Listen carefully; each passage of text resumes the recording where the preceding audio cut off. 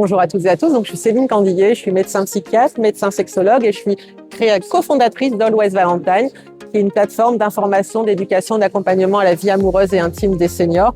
J'ai créé cette plateforme parce que c'est avec mes patients. Ils venaient me voir en consultation, des patients seniors, puisque je suis plus spécialisée à m'occuper des seniors en consultation.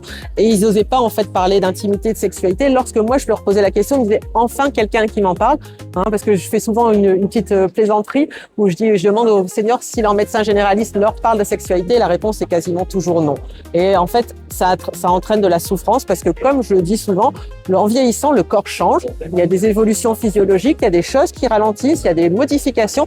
Et si on les prend pas en compte, on commence à croire qu'on n'est pas normal. On n'est pas normal, on commence à ruminer, on a moins d'estime de soi, on a moins envie de sortir, on peut commencer à déprimer. Et tout ça, ça a un impact sur la santé globale, en fait, avec des retentissements qui sont quand même importants.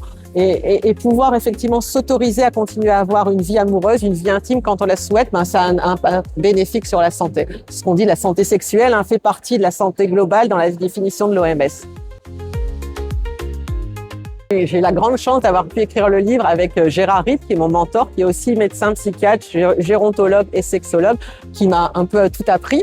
Et en fait, on a décidé de prendre dans chaque chapitre, en fait, il y a une histoire dans notre cabinet de consultation de patients qui sont venus pour telle ou telle chose.